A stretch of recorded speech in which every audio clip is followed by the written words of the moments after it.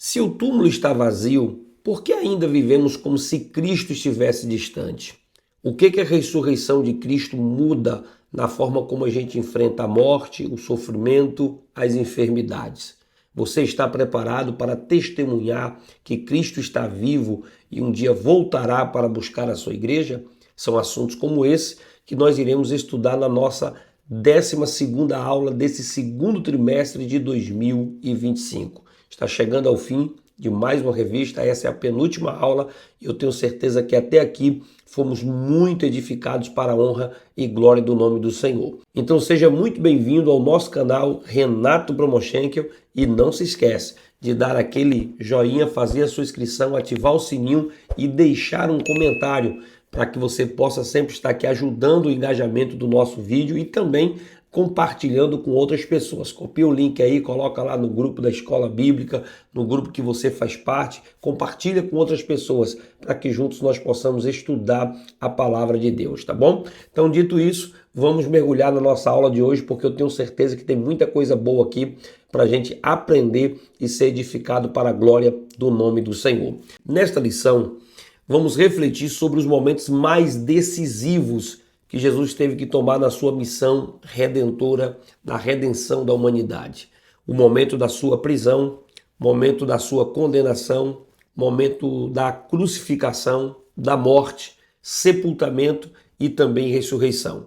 Cada um desses eventos revela o pleno cumprimento do propósito eterno de Deus em Cristo. Tudo converge para uma declaração vinda da própria cruz, quando ele disse, está consumado, em João capítulo 19, verso de número 20. Foi ali que Jesus disse, está consumado, é porque ele realizou, ele concluiu tudo aquilo que ele veio para fazer. Então essa frase resume a obra da redenção. A dívida foi paga, o plano foi concluído, o caminho da salvação foi definitivamente aberto. Eu sou o caminho, a verdade e a vida, disse Jesus.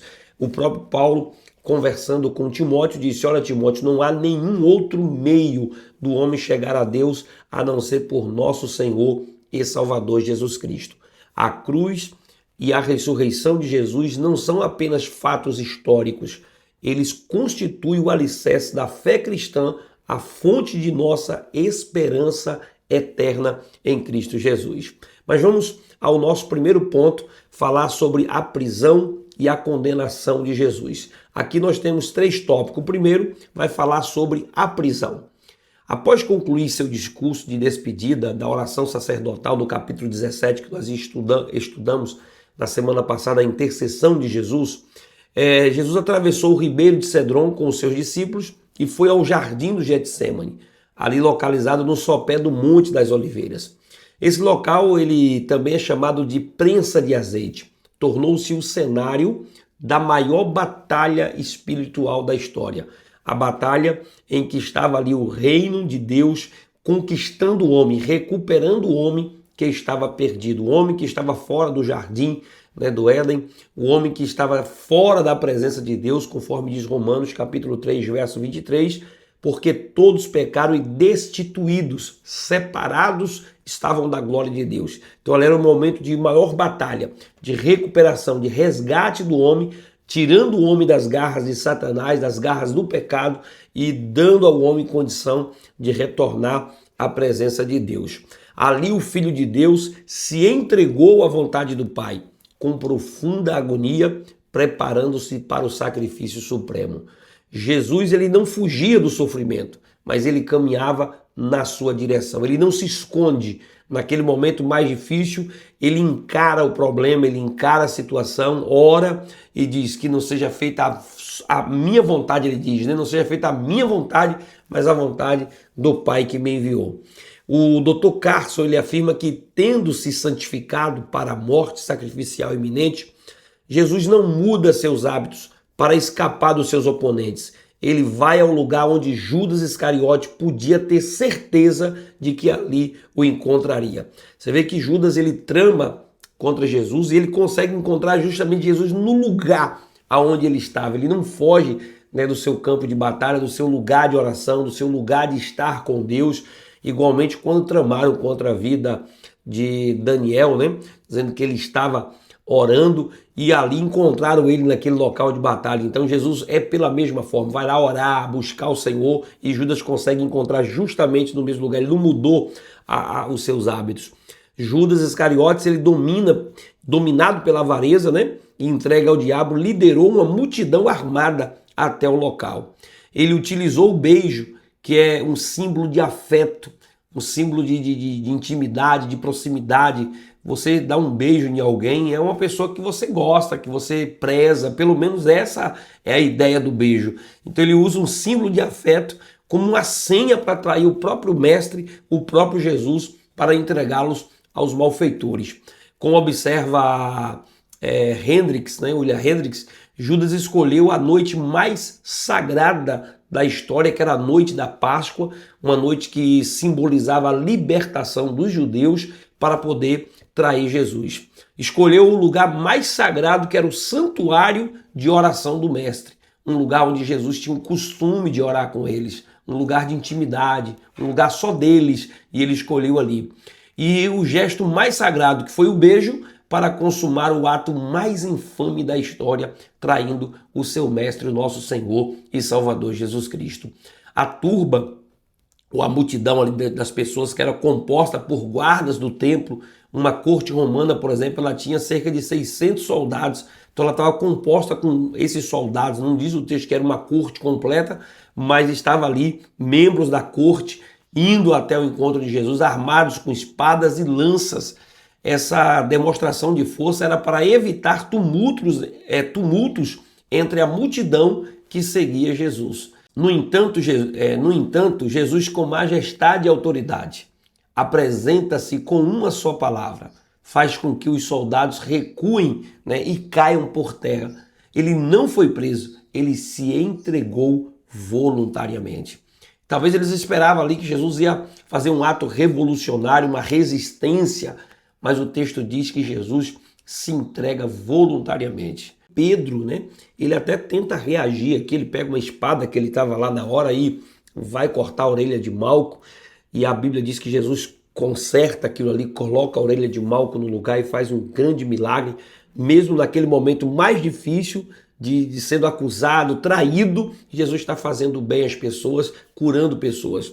E uma das coisas que eu aprendo aqui com a história de Malco, que às vezes a gente vê até o louvor que ministra, né, que Jesus recuperou o ministério de Malco e tantas coisas fez por Malco, mas assim, a gente acaba não ouvindo muita coisa falar sobre Malco posterior a isso.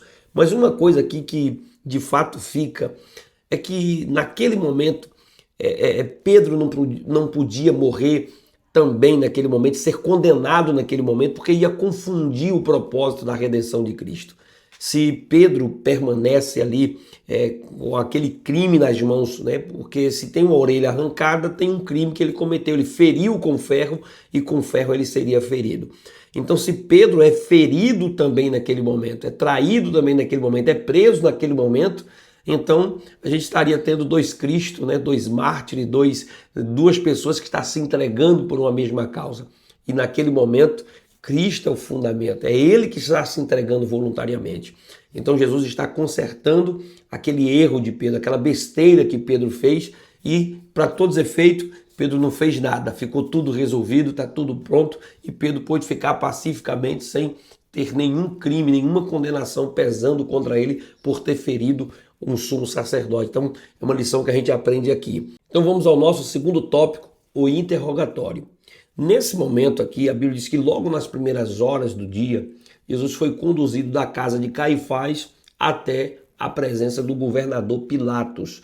Veja que Jesus foi preso à noite e logo nas primeiras horas do dia já tinha passado pela casa de Caifás, um julgamento à noite, violando completamente as regras dos outros julgamentos que tinham também naquela época, já violando tudo porque queria fazer muito às pressas as coisas para poder tentar de alguma forma condenar Jesus o mais rápido possível, para não dar margem para uma defesa ou criar uma situação que Jesus pudesse escapar.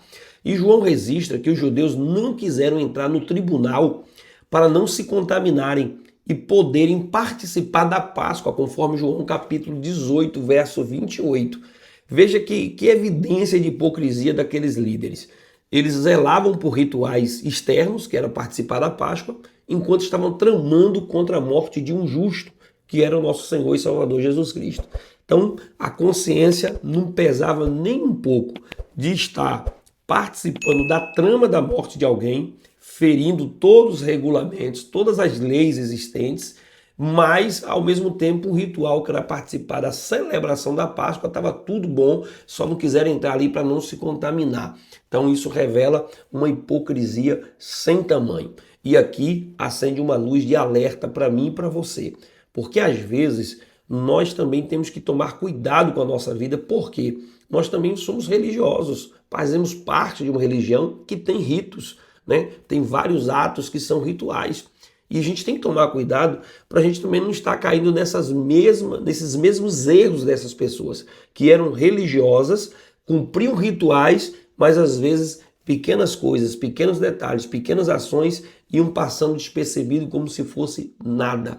Uma insensibilidade terrível. E a gente tem que tomar cuidado para que a gente não seja contaminado com esse fermento dos fariseus. Veja que ao interrogá-lo, Pilatos pergunta: que acusação trazeis contra esse homem?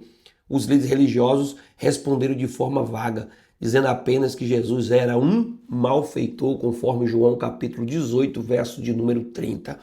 Como Pilatos percebe que os judeus não tinham base legal sólida para condená-lo, não tinha uma condenação sólida, não tinha como condená-lo, então ele tenta transferir a responsabilidade.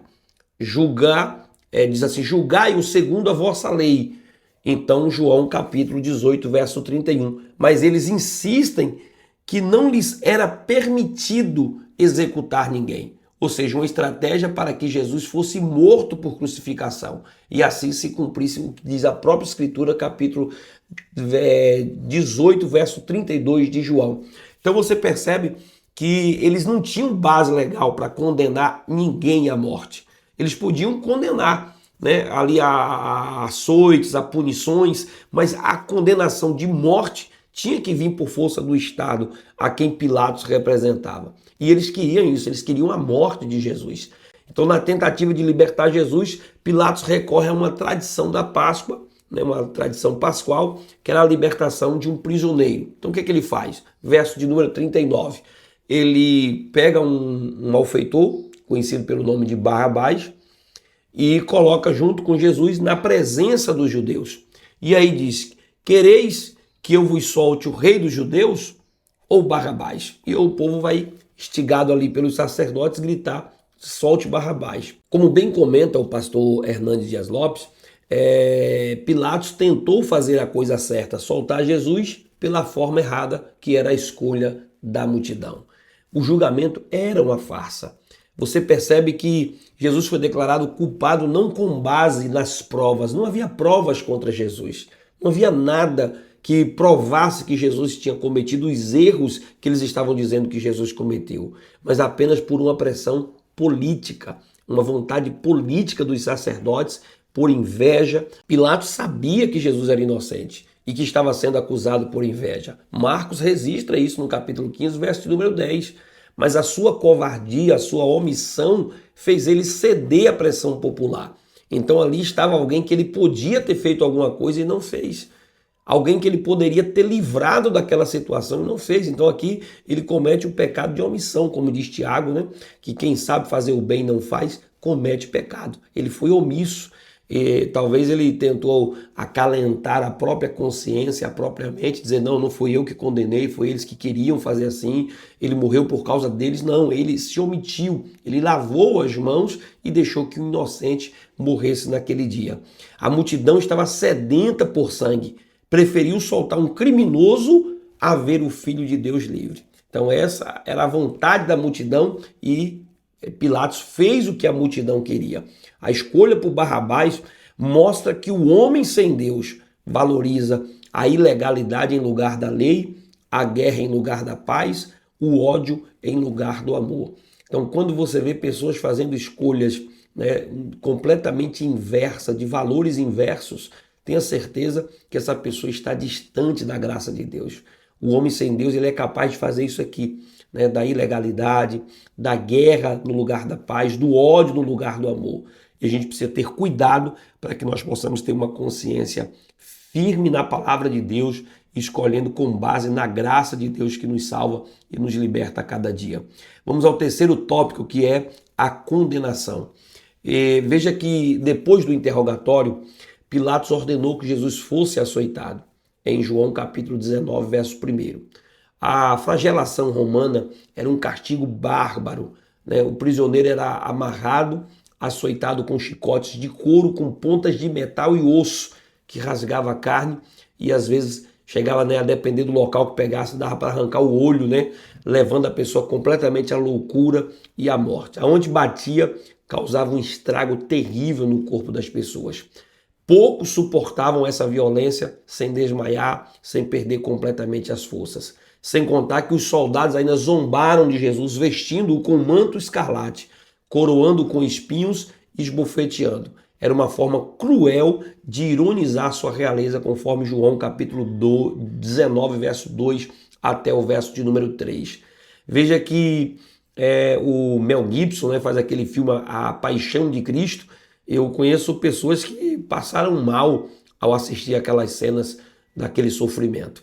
Algumas pessoas acharam que o Mel Gibson exagerou na dramatização, mas ele comenta posteriormente, né, numa entrevista, que ele fez o mais próximo da realidade. Não foi nem a realidade, foi o mais próximo da realidade para mostrar para as pessoas o sofrimento que Cristo passou. Dr. Carson, ele faz uma observação muito importante, que quando Pilatos apresenta Jesus todo desfigurado, né, todo ensanguentado para aquela multidão, ele fala uma frase dizendo: "Eis aí o homem".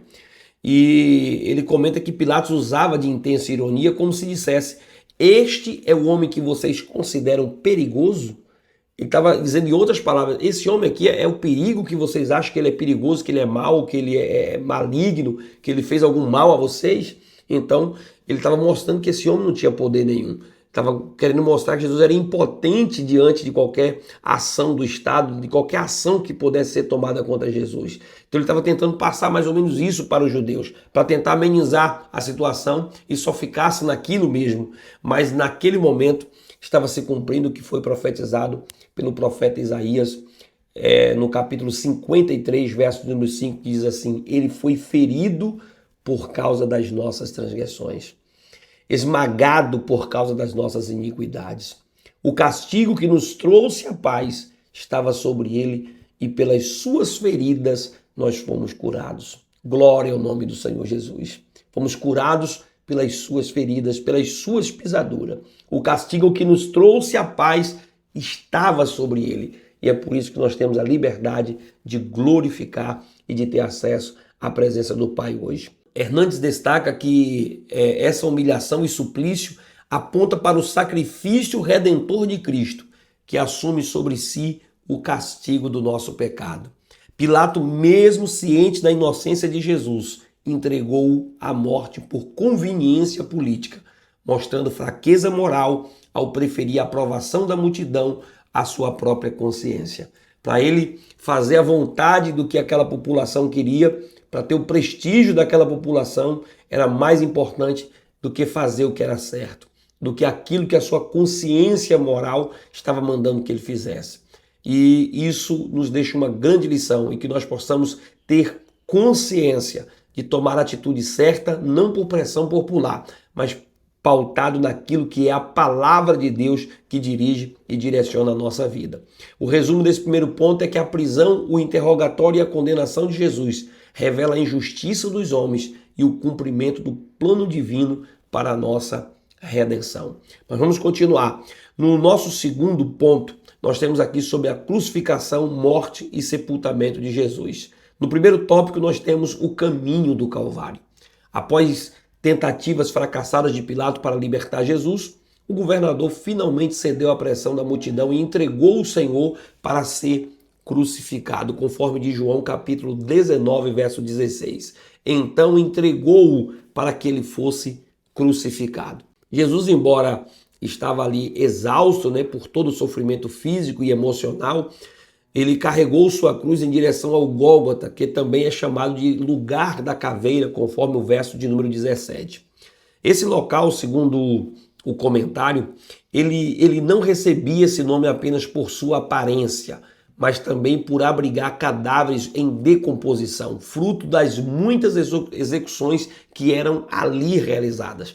Então ali já era um lugar de fazer várias execuções, de punir os malfeitores. E Jesus foi contado com os malfeitores e colocado naquele lugar. João descreve esse momento com objetividade.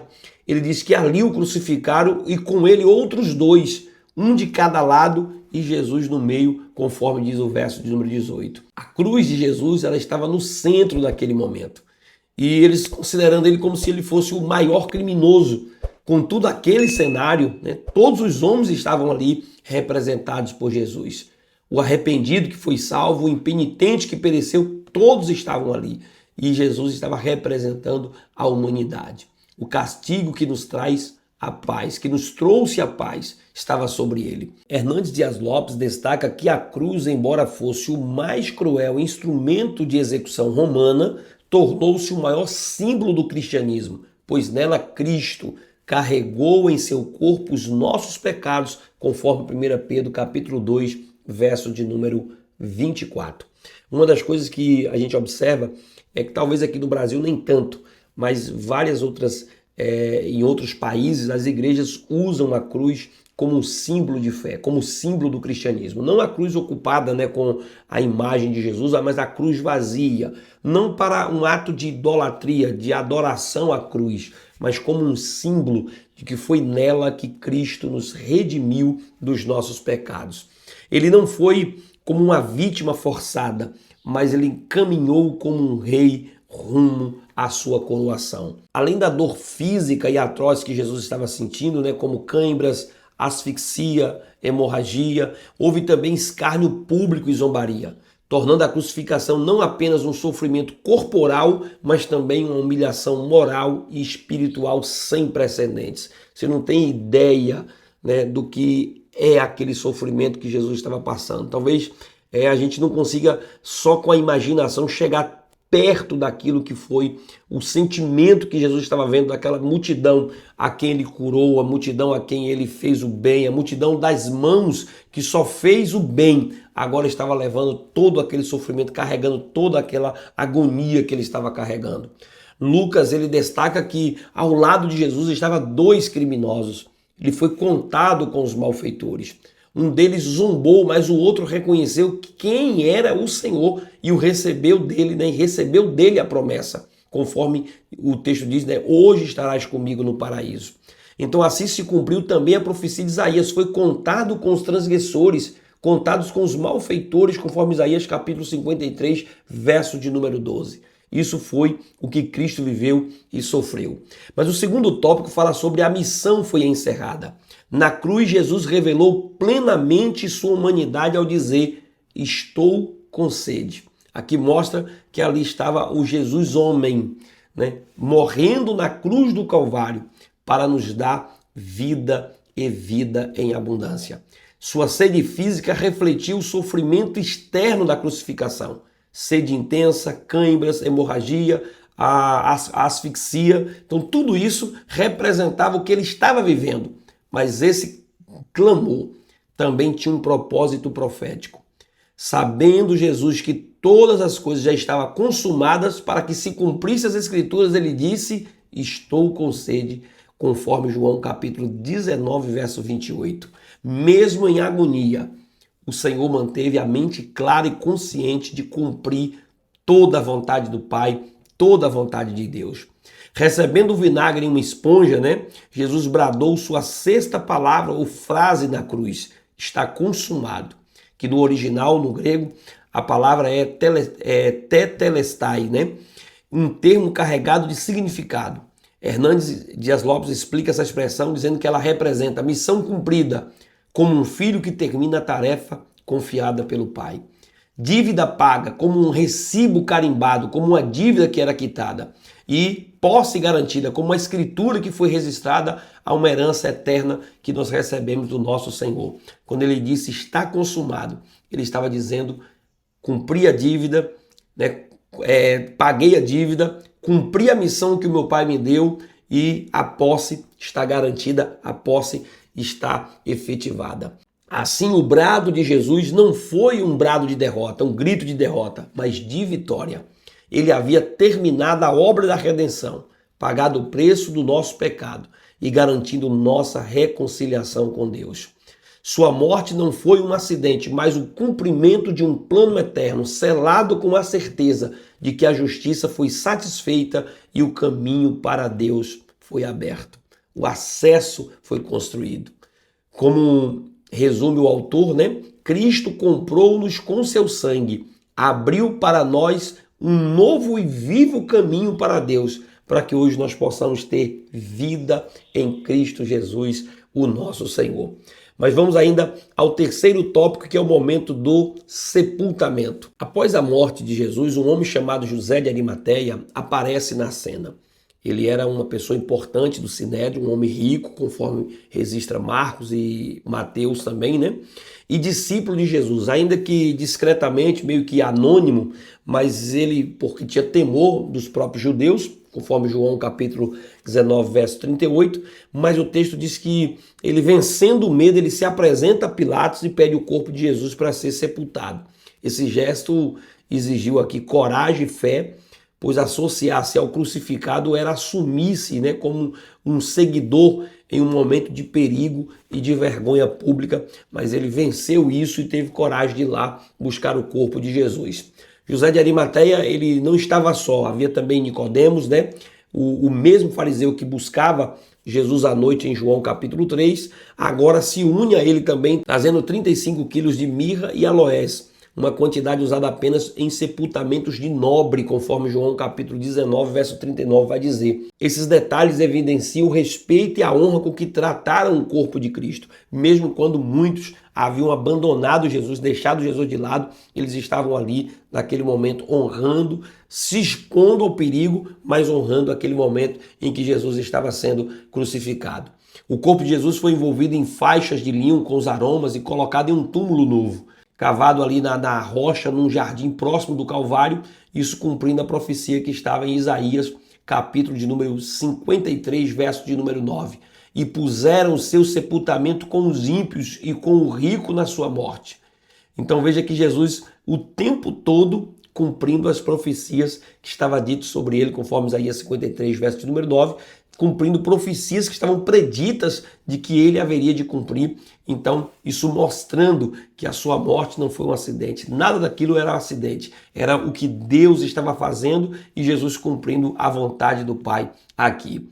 Hernandes observa que o cuidado com o corpo de Jesus revela que, mesmo em sua morte, Deus estava no controle, preservando o cumprimento profético da esperança e da ressurreição. Ele estava no controle de tudo. Veja que José de Arimateia e Nicodemos, antes reservado, agora demonstra publicamente seu amor e sua fé na pessoa de Jesus Cristo.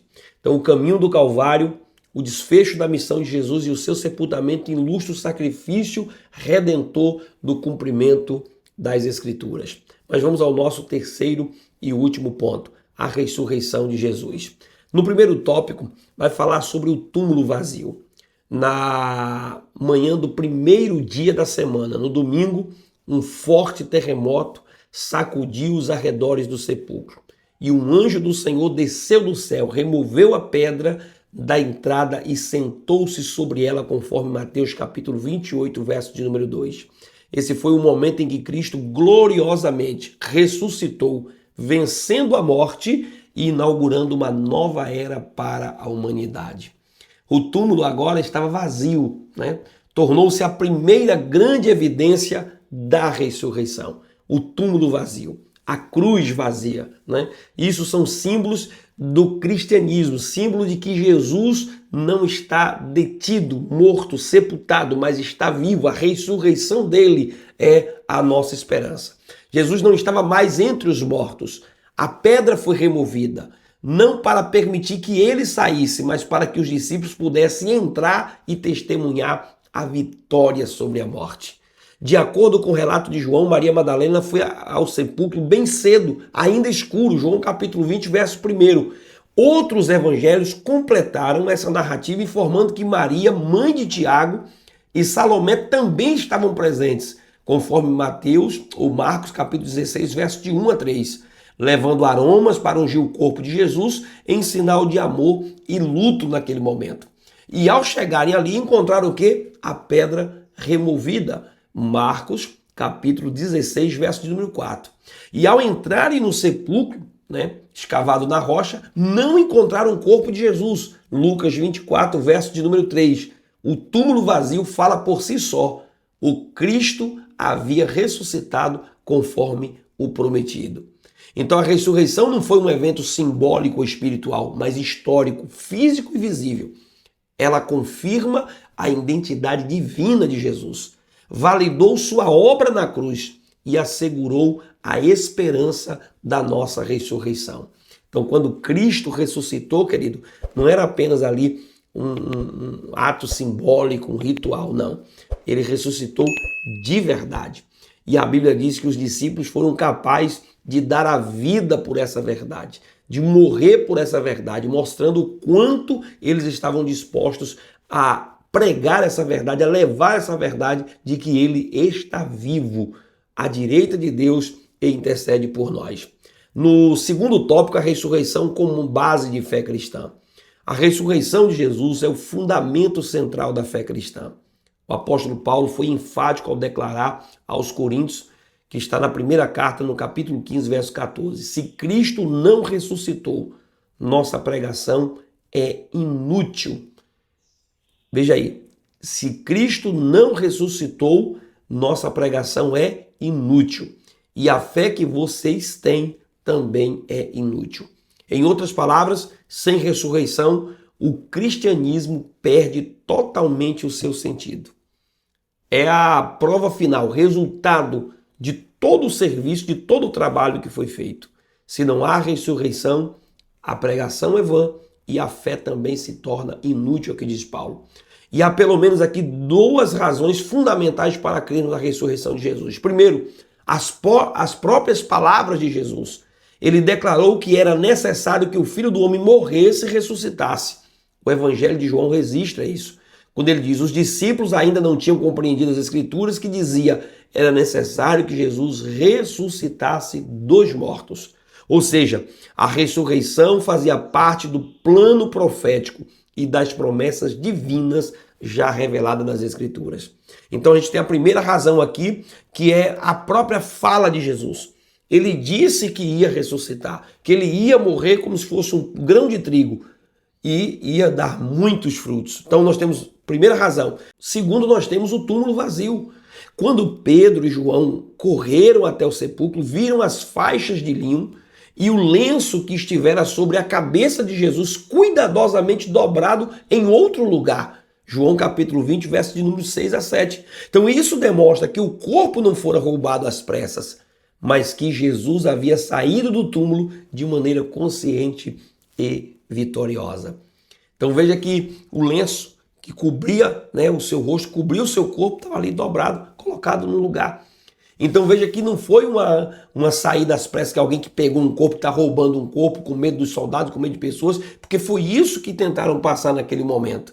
Mas os discípulos combateram essa mentira e disseram, não, o nosso Cristo foi ressuscitado. E os discípulos fizeram questão de registrar esses pequenos detalhes, como um lenço dobrado, para mostrar que ele ressuscitou e está vivo. São provas vivas que nós temos.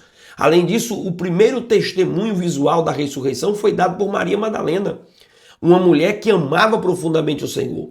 E ao olhar novamente para o túmulo, ela viu dois anjos que lhe disseram que Jesus estava vivo. João capítulo 20, verso 11 ao 13. Pouco depois, o próprio Jesus aparece a ela. Embora inicialmente ela não o reconhecesse, mas ao ouvir o seu nome, Maria percebeu que estava diante do Mestre, conforme João capítulo 20, verso de número 16. Jesus então instruiu ela dizendo, olha, vá e diga aos meus irmãos que eu estou subindo para o Pai de vocês, para que meu Pai e Deus de vocês. Então veja que Jesus está instruindo ela.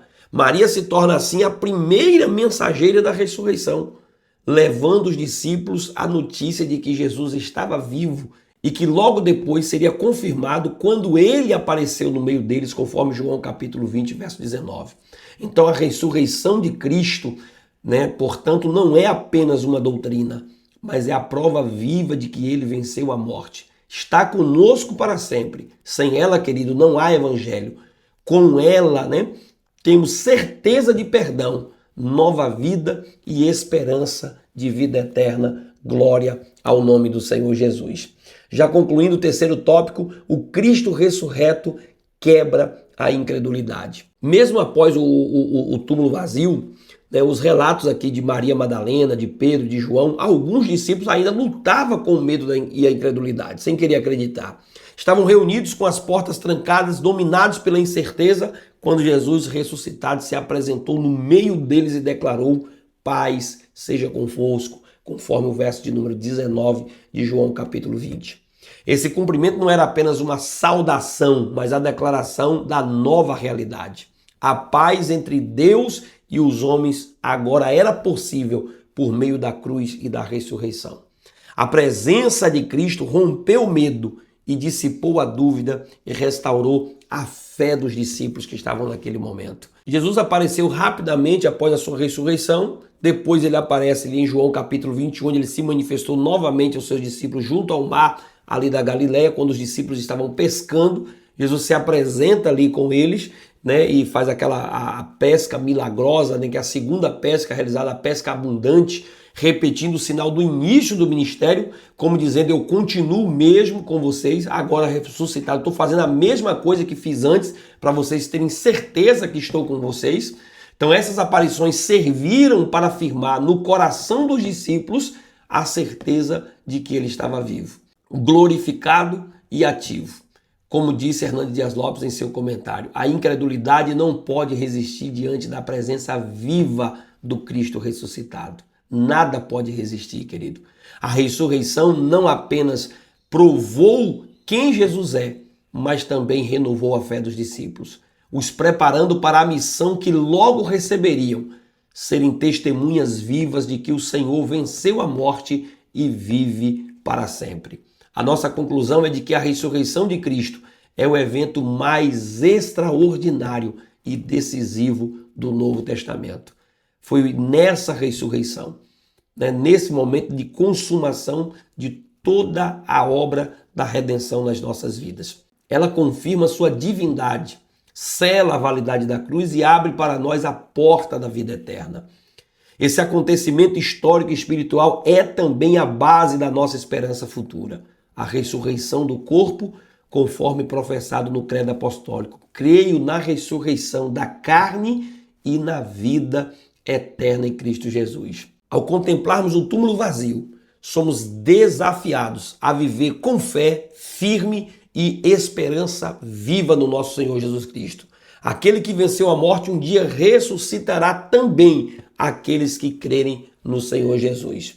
Por isso, querido, vamos caminhar com fé, não com dúvida, não com temor, mas com fé, com os olhos fixos em Cristo Jesus, porque Ele é o nosso Senhor e é nele que nós temos vida em esperança. Que Deus em Cristo te abençoe, te guarde e te proteja. Chegamos aqui ao final de mais uma aula, penúltima aula, faltando só apenas uma para a gente terminar o nosso trimestre. Que Deus em Cristo te abençoe. Não se esquece de dar aquele joinha, fazer a sua inscrição e ativar o sininho para que juntos nós possamos sempre ser edificados para a glória do nome do Senhor dos Exércitos. Deus te abençoe em Cristo Jesus e até a próxima.